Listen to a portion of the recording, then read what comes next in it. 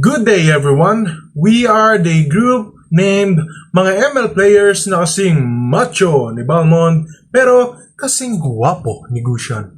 And today we will tackle the indigenous health system ride of indigenous knowledge in the communication. Game start! The concept of indigenous health system can be understood through indigenous knowledge, which relates to culture, spirituality, and all-rounded wellness of the indigenous people.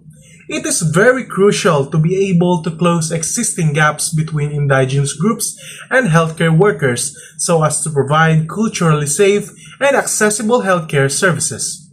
Indigenizing the health communication helps create trust, improve the comprehension of the issues, and assist in the health of indigenous people. Through the assertion of self-governance and communal participation, indigenous health systems will be able to target the health, social, and cultural determinants of these standard regions with the view of transforming health and empowering them. What are indigenous knowledge systems?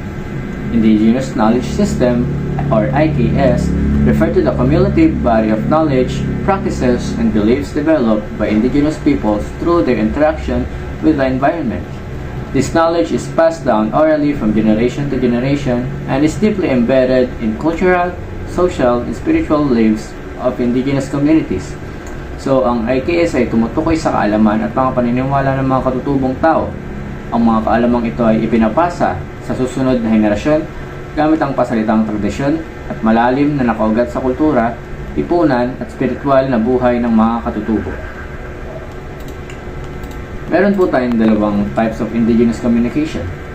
Ito yung indigenous communication at yung exogenous communication. Indigenous communication includes the transmission of entertainment, news, persuasion, announcements, and social exchange of every type. It is an important aspect of culture and the means by which a culture is preserved, handed down, and adopted. So, ang indigenous communication ay tumutukoy sa pagpapalitan ng impormasyon tulad ng balita, anunsyo, at mga social changes. Mahalaga ito sa kultura ng mga katutubo dahil dito napapanatili at naipapasa ang kanilang mga tradisyon, paniniwala, at kasaysayan mula sa isang henerasyon patungo sa susunod. Ang exogenous communication naman po ay includes mass media, schools, agricultural extension, at bureaucracy. Exogenous communication ay tumutukoy sa mga paraan ng papapalitan ng impormasyon na nanggagaling sa labas ng komunidad, tulad ng mass media, paaralan, mga programang pang-agrikultura, at mga gobyernong institusyon. Karaniwang itong formal at layuning magbigay ng impormasyon sa malawak na publiko. Indigenous communication is a key component of a communication development and therefore an important feature of community development. It is credible and has its value inherent, and it can be enormous benefit to enhancing development programs. Number 1. Indigenous communication has value in its own right. Ang katutubong komunikasyon ay may malaking halaga dahil ito ay kumakatawan sa kultura, tradisyon, at kaalaman ng mga lokal na grupo. Mahalaga ito sa pagkuha ng impormasyon na tama at akma sa kanilang kultura. Kung gagamitin ang mga paraang ito sa komunikasyon, mas magiging tumpak at makatarungan ang pag-unawa sa mga lokal na ito dahil ito ay nakabase sa kanilang sariling wika at pamamaraan ng pagpapahayag. Number 2. Exogenous channels have limited range. Ang mga external o daywang pamamaraan ng komunikasyon ay may mga limitasyon dahil hindi ito palagi naunawaan o naangkop sa mga lokal na komunidad. Madalas, ang mga impormasyong na ipapasa gamit ang mga exogenous na channel ay hindi tumatalakay sa mga issue o pangangailangan ng lokal na tao. Kaya hindi nila ito lubos na naiintindihan o magiging relevant sa kanilang buhay. Sa madaling salita, ang mga teknik na ito ay hindi palaging nakaugnay sa karanasan ng mga tao sa komunidad. So guys, pang number 3 na tayo. Indigenous channels have high credibility.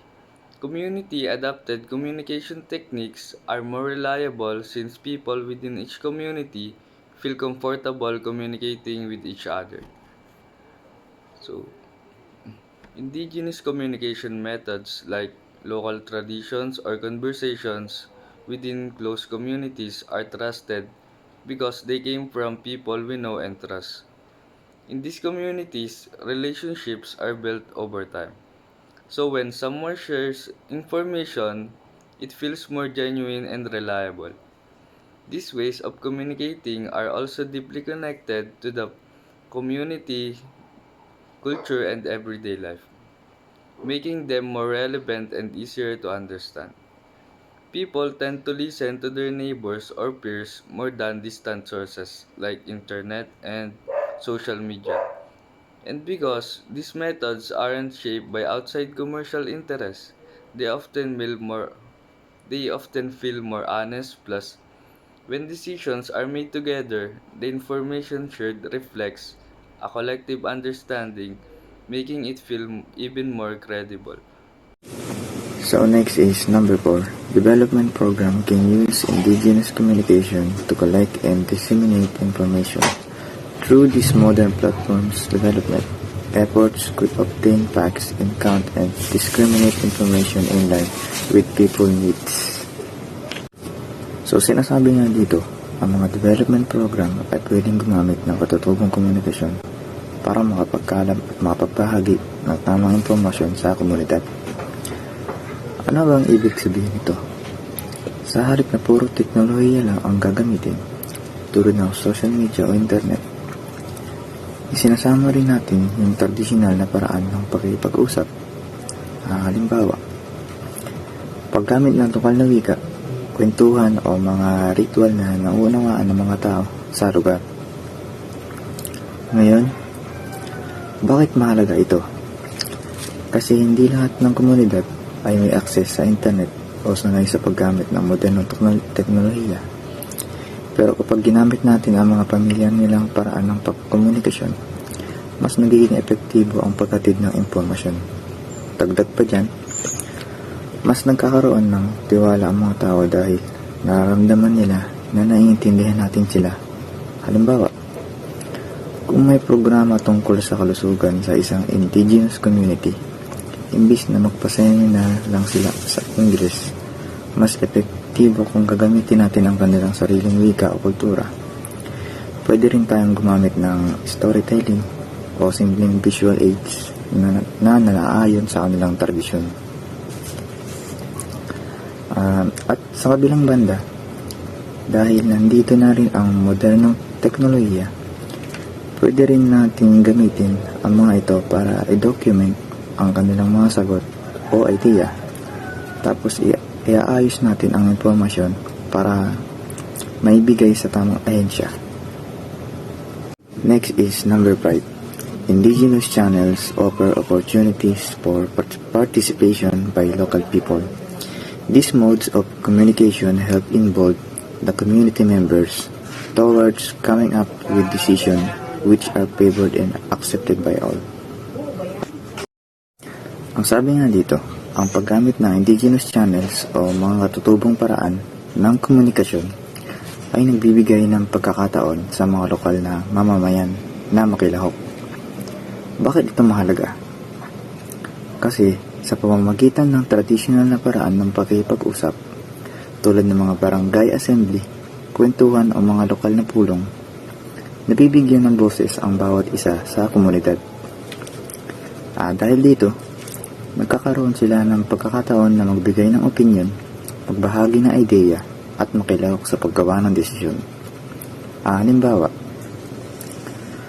kung may proyekto para sa isang komunidad tulad ng pagbuo ng irigasyon o pagpapaganda ng kalusugan, mas maganda kung ang mismong mga miyembro ng komunidad ang kasali sa usapan. Sa ganitong paraan, ang mga desisyon ay naaayon sa pangangailangan nila. At dahil sila mismo ang nakiambag dito, mas malaki ang tsansa na tanggapin at suportahan nila ito.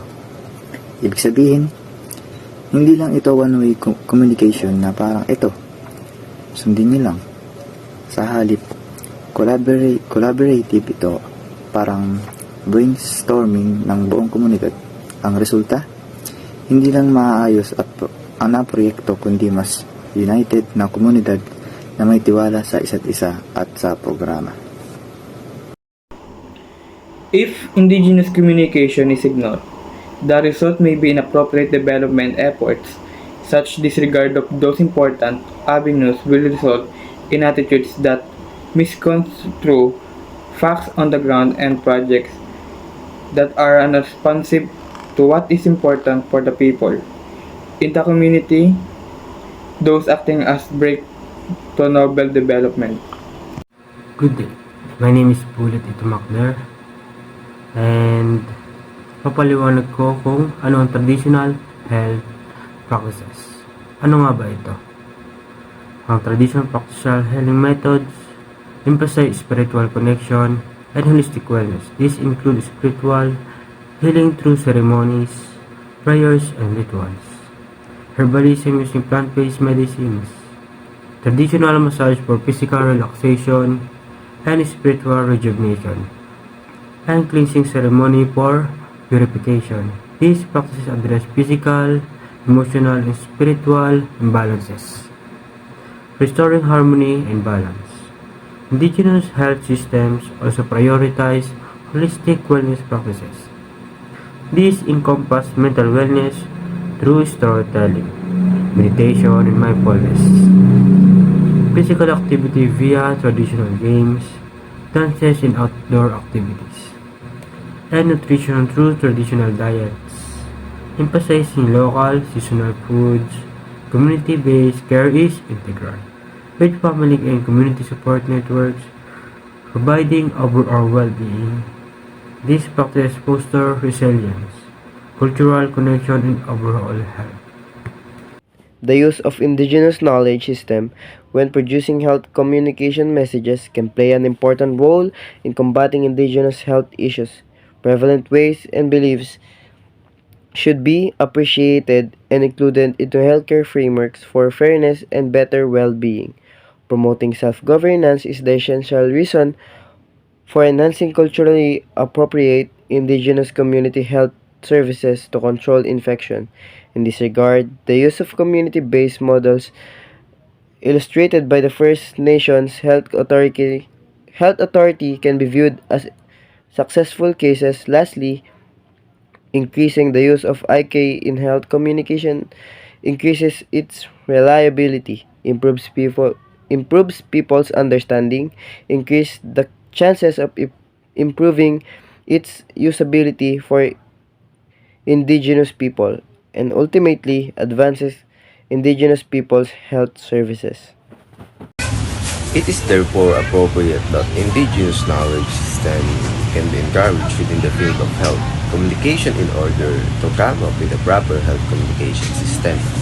When traditional practices, values, and perceptions are considered incorporated into the delivery of cross-cultural healthcare, the relationships established between the healthcare providers and the indigenous peoples become more trusting and collaborative. The approach does not only improve the knowledge of several health problems, but also strengthens the ability of indigenous people on health management and self-reliance. Therefore, as we progress in the future, the following inclusive strategies must continue to be promoted. The right of indigenous people will be respected in the system and be allowed to give their contribution towards the pace of healthcare systems. Finally, changing the style of communication based on the cultural context will create a positive impact on the life of indigenous populations in terms of healthcare.